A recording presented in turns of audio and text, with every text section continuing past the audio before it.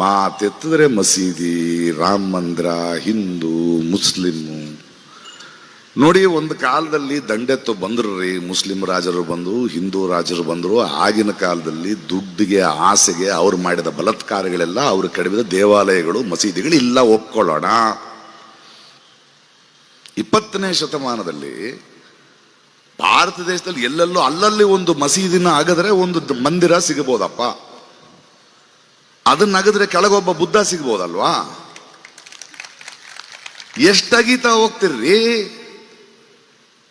ಒಂದು ಅದ್ಭುತವಾದ, ಸುಂದರವಾದ, ಅಭಿವೃದ್ಧಿ ಹೊಂದಿರುವ ನಗರವನ್ನ ನೀವು ಅಗದ್ರೆ ಕೆಳಗೆ ಹರಪ್ಪ, ಮೊಹಂಜದಾರೋ ಸಿಗಬಹುದು. ವಾಪಸ್ ಹೋಗ್ತೀರಾ ಶಿಲಾಯುಗಕ್ಕೆ? ಏನು ಮಾಡ್ತಿದ್ದೀರಿ ನೀವು? ಎಲ್ಲದಕ್ಕೂ ಧರ್ಮ ಕೇಸರಿ. ಹಂಗಾದ್ರೆ ಹಸಿರು ಇಷ್ಟ ಇಲ್ವಾ? ತರಕಾರಿ ತಿನ್ನೋದು ನಿಲ್ಲಿಸ್ಬಿಡಿ ನೋಡೋಣ, ಸೊಪ್ಪು ತಿನ್ನೋದು ನಿಲ್ಲಿಸ್ಬಿಡಿ ನೋಡೋಣ. ಎಲ್ಲದಕ್ಕೂ ಧರ್ಮದ ಲೇಪನ ಮಾಡೋದು. ಪೆಟ್ರೋಲ್ ಅರಬ್ ದೇಶಗಳಲ್ಲಿದೆ, ಅದಕ್ಕೆ ಮುಸ್ಲಿಂ ಪೆಟ್ರೋಲ್ ಅಂತ ಹೇಳ್ಬಿಡಿ, ಎತ್ತಿನ ಗಾಡಿಯಲ್ಲಿ ಓಡಾಡಿ ನೋಡೋಣ. ಓಡಾಡ್ತೀರಾ? ಎಲೆಕ್ಟ್ರಿಸಿಟಿ ಕಂಡುಹಿಡ್ದವನೋ, ಒಂದು ರೋಗಕ್ಕೆ ಮದ್ದು ಕಂಡಿಡ್ದವನು ಯಾವನೋ ಅಮೆರಿಕಾದಲ್ಲಿ ಇರ್ತಾನೋ, ಅವನು ಲಂಡನ್ ನಲ್ಲಿ ಇರ್ತಾನೆ, ಅವನ ಧರ್ಮ ಬೇರೆ ಅಂತ ತಿಂದೆ ಸಾಯ್ತೀರಾ? ಯಾವಾಗ ಹೋಗ್ತೀರಿ ಮುಂದೆ? ಎಲ್ಲಿಗೆ ಹೋಗ್ತಿದ್ದೀರಿ? ಇವತ್ತು ಮಂದಿರ ಆಯ್ತು, ಇವತ್ತು ಭೂಗತ ಆದ, ನಾಳೆ ಜೈ ಶ್ರೀ ಕೃಷ್ಣ ಅಂತ ಶುರು ಮಾಡ್ತಾನೆ. ಇವನಿಗೆ ಬೇರೆ ಕೆಲಸ ಅಲ್ಲ. ಈ ಸಲ ಗೆದ್ರೆ ನಾಚಿಕೆ, ಮಾನ ಮರ್ಯಾದೆ ಯಾವುದಿರಲ್ಲ, ಇನ್ನೂ ಟೂ ಮಚ್ ಆಗ್ಬಿಡ್ತಾನೆ ಮನುಷ್ಯ.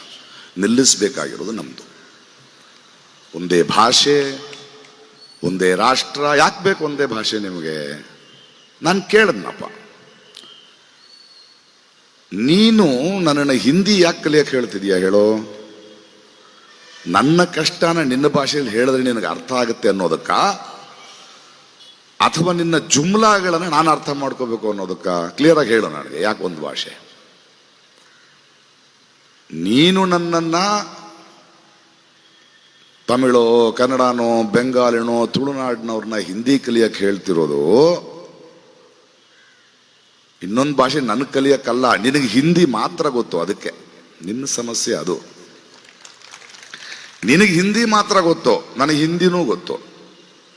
ಆದ್ದರಿಂದ ನಿನ್ನದೆಲ್ಲ ನಡೆಯಲ್ಲ ನನ್ನ ಹತ್ರ.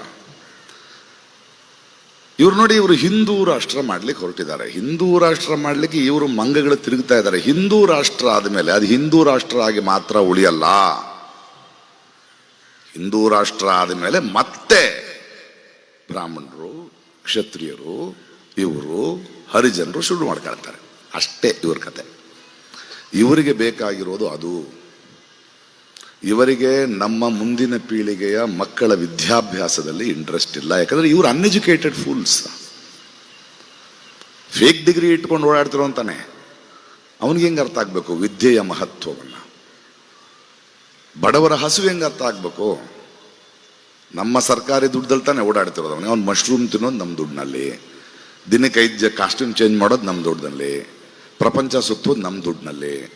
ಆರಾಮಿದಾನ ಮನುಷ್ಯ. ನಾವು ಪ್ರಶ್ನಿಸಬೇಕಾಗಿದೆ, ಈ ಸಮಸ್ಯೆಗಳನ್ನು ಎತ್ತಿ ಎತ್ತಿ ಕೇಳಬೇಕಾಗಿದೆ. ಈಗ ಸುಮ್ಮನೆ ಇನ್ನು ಮಾತಾಡಿಕೊಂಡು ಕೂತ್ಕೊಂಡು ಅಭ್ಯಾಸ ಇಲ್ಲ. ಅವ್ರು ಏನು ಮಾಡ್ತಾರೆ ಅಂದರೆ, ನಾವು ಒಂದು ನರೇಟಿವನ್ನ, ನಾವು ಒಂದು ಈ ಸಮಸ್ಯೆಯನ್ನು ಹೀಗೆ ನೋಡಬೇಕು ಅಂದರೆ ಅದನ್ನು ಚೇಂಜ್ ಮಾಡ್ತಾ ಇರ್ತಾರೆ.